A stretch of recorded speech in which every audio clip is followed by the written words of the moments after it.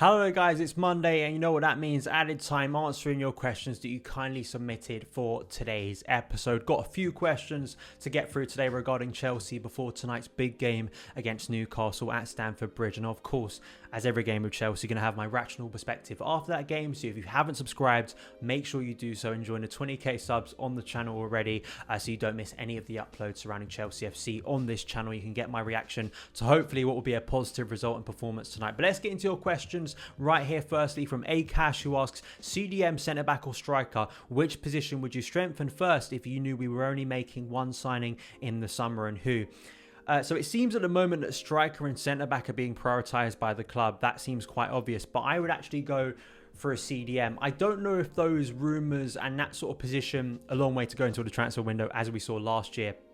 I do wonder if that's something to do with the Declan Rice pursuit sort of being over at this point, and maybe Tuchel maybe looking at his squad currently and thinking Kante, Gilmour, Kovacic, Jorginho, I've got what I need basically, and even Ampadu could return and play in that role as well, and maybe sort of the style of play that Tuchel's going for, he feels he has the midfielders there. But I still do think basically since Matic has left, we haven't had a natural DM, and I still felt last summer it was that one area that was missing. And I look, say, at Haaland, I think a lot of that has to do with Chelsea in terms of we have to get in the Champions League to sign a player of that magnitude with that fee, even if we can make that deal happen. But I still feel CDM is that one area that this squad is lacking. And I do question if we're going for a Premier League title next season, can you rely on Jorginho and Kovacic to be that sort of anchor of midfield? I'm not entirely sure if I trust them to be that midfield, if it's going to be, say, a two-man midfield rather than a three-man midfield. And if Tuchel was to revert to a 4-3-3, who fits that DM role? And we've seen the issue with Kante there as well. So that's personally my opinion. If I was to go for someone, I would still go for Declan Rice, because I think that's probably the best option for someone in the Premier League. But that, you know, that price has always been so ridiculous. Dennis Akara has been touted before from Borussia Mönchengladbach. I know he's had some injury problems this season as well. You felt that Thomas Partey could have been a great addition, but he's having injury problems. I know Samar in the past from Lille, I think he's still at Lille, was touted before as a potential target. So we'd have to see on that front, but I think that would be the one area personally for me I would try and strengthen if I could only sign one player in the summer. The Chelsea blogger asked, does Ruben Neves have a future at Chelsea? I feel like I've been asked this question and I've been answering this question for a very long time. It's great to see Ruben getting back to his best fitness levels. He's playing week in, week out for Fulham. They had another brilliant win last night away to Everton, a really good performance. I think creatively he's in a system under Scott Parker that's allowing him to sort of flourish. They're not a team, a bit like Conor Gallagher. You know, you sort of, I worry about Conor Gallagher in such a reactive system that's so defensive, but I think Ruben's having the ability within his system not only to get back to his best fitness levels, but get a lot of the ball, which I think is helping him. So much have been up in the air because of course Thomas Tuchel arriving, and I do think there are a bunch of players in sort of the roaming 10 position that could work, and I think Ruben would be one of those players. I think that he could potentially work in between the lines. I've always rated Ruben Neves very highly. I think it's all down to that fitness level, but you never know. With a new manager, it could work either way for him. And of course, being away from the club is always going to make things more difficult. We just have to reassess in the summer. I would personally love to see Ruben come back and thrive at Chelsea once again. He's one of my favourite players to watch currently, but I just wonder, is there too many players in the way of him at the moment? And we'll have to wait and see on that front. Chill Alexander asks, do you think Champions League football is a must so Roman could take advantage of the pandemic market? A bit like last summer as well, Chelsea looking to take advantage in certain aspects, get in front of certain big clubs for players like we did for Kai Havertz and others too. Yeah, absolutely. I mean, in terms of just the basics, Chelsea need Champions League football. I definitely suggest you go and follow Swiss Ramble, who really is good in terms of breaking down like the finances of clubs, and he did a massive thread this morning actually about Chelsea.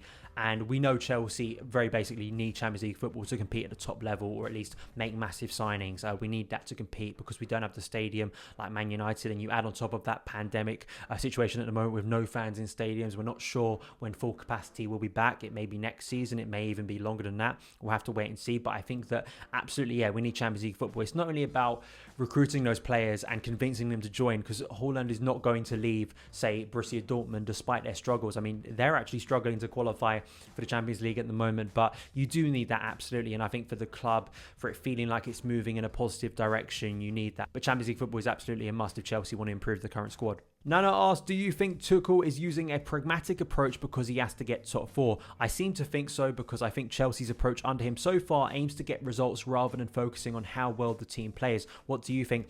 I disagree, because I think Tuchel wants to play a progressive style of play. I just think it's about clicking. But I do think he has added pragmatism, maybe focusing on sort of fixing that defense first, which a lot of coaches do, you know, really shoring up that defense with the free back system, having that security there, us stopping conceding goals, you know, having a lot of clean sheets recently, which is good, which is the main priority, and then sort of focusing on attack later, right? A lot of coaches do that, and that's sort of been a basis for our success recently. You know, we do look a lot more intelligent in terms of our defensive play, which is good.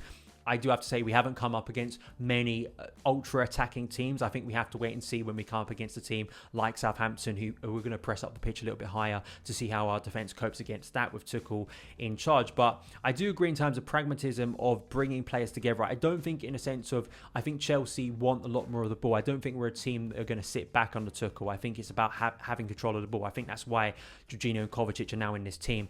I do think he's been pragmatic in more of a sense of squad management, of bringing in players who were outcast before and maybe causing issues behind the scenes. I just think for him personally, it's getting everyone on board into his methods, giving them chances, and hopefully that creates a happy squad that can get the right results. Eric asks, do you think Tuchel favours playing out from the back over better defensive attributes overall, due to Zouma seeming to be fourth choice and Rudiger and Christensen starting ahead of him? I'm not entirely sure. I think that there are so many varying factors to why a coach will pick a player over another player, and sometimes, as we've seen recently, Tuchel is quite open on that front of why he picks certain players. But there are so many different reasons. I do agree with you in a sense that I think that Christensen, Thiago Silva, Rudiger especially, if we're going to be a team that dominates a lot of the ball, wants to dominate the ball, I think especially from deep, you need players in defence who are comfortable on the ball. But I don't think Zouma's uncomfortable on the ball. It's still early days. This is what I will stress. I think that Tuchel has only been here a couple of weeks, and he's going to see a lot of the players, and there may be some players he's just using at the moment to get them on board who then may be leaving in the summer. I think that it's all about when those players like Zouma get an opportunity to take their opportunity, and I think it's good for them that they're under a coach who will change things up. So he may go to a 4-back system. I think Christensen, for instance, that doesn't suit him as well as, say, the 3-back, and then you may see Zouma come back into the side. I think he's on those players on the fringes like before to take their opportunities when they get it. But there are always winners and losers in squads when managers come in. It's going to be no different under Thomas Tuchel. Despite being a coach who plays a lot of different systems, who likes to alter formations, change tactics from game to game, from opponent to opponent, there are going to be players who are going to be isolated, and are going to be players who just aren't up to what he wants in the system. That happens with every single coach at every single club. That's not going to change. And Zouma, unfortunately, may be one of the losers, but we're not entirely sure. Hasib asks, what do you think about the recent rumours about Ziyech leaving? I think it's false, and he needs time because he was facing injury problems. Yeah, I do think the rumours are a little bit fast caught at the moment, and they're not coming from the most reliable sources, so you have to take that with a pinch of salt as well. It's not that surprising. You know, Ziyech has been struggling recently. He gave some quotes about his struggles to adapt to life in England, and I can only assume that maybe from that very revealing interview last week, there have been sources or maybe noises around that, and sort of people have sort of jumped on those quotes, basically that he's unhappy at Chelsea and may want to move. You know, there's so much noise and speculation constantly in the transfer market, and a lot of it doesn't happen really. The idea we should be letting Ziyech go is just ridiculous. I mean, as I made very clear in my last video, I think it was Let's Talk Chelsea, or the last Let's Talk Chelsea I did on Friday, I think it was, where I delved into those quotes that, you know, Ziyech is a very talented playmaker, and I think that he can absolutely fit under Thomas Tuchel. He hasn't played a lot of football, and his fitness has been lacking recently. I think once he gets back up to those fitness levels, I think you're going to see an incredible player. It's just about, once again, and silly me of asking for this, you know, patience for a player at Chelsea. And I think that Ziyech absolutely has the quality to be back in form, back in the first team and creating for Thomas Tuchel, because I think he offers a lot that Chelsea desire, especially against deep defensive lines like we saw earlier in the season. So I have no worries about Hakim Ziyech at Chelsea. Dan asks, what do you think is the next best step for Conor Gallagher? Do you see a future for him at Chelsea? Hopefully, you know, I think for players like Gallagher, for Gurhey, for maybe Barkley coming back, for Ruben, I think for many of the loan players, we're actually going to get maybe a decent pre-season this year. unlike last year where basically there was no preseason. We had one preseason friendly and it was a bit of a mess, really.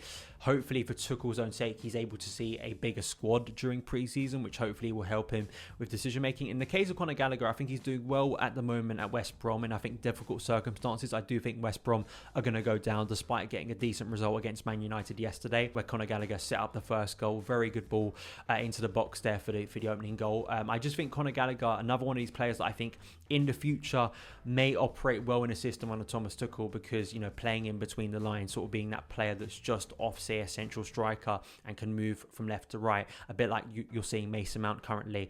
It's so difficult because Chelsea have so many creative midfielders and so many players of a similar ilk that I think it's going to be difficult for all of them to break through, almost impossible. I always think, you know, Kai Havertz, that investment from Chelsea last summer, Kai Havertz, I think was a massive statement of intent in terms of this is going to be a big player for Chelsea, and that's always going to take up a spot in the team. So if Kai starts flourishing, say this season, next season, that's going to take up a spot. Mason Mount, two very, very young players. I think for Conor's own sake, hopefully he gets another loan to a Premier League team next year, maybe someone a little bit higher up the pecking order in the Premier League, can maybe play a bit more progressively, and maybe he could develop into a great player. We have to wait and see on that front, but there is so much competition at Chelsea. So Gallagher, Angerin, so many players, so I think it's going to be difficult for all of them to make it, impossible for all of them to make it, but he is impressing at the moment, so I have to give him credit for that. But thank you guys so much for taking the time to watch this episode of Added Time. Thank you once again for submitting your questions. Apologies to those I can't get to each week, but once again, next Monday, Added Time, answering your questions that you submit on Twitter and also on the community page on YouTube. But follow me on Twitter at SonOfChelsea, hit that subscribe button and notification bell, so give the video a like if you enjoyed it, and I'll see you again.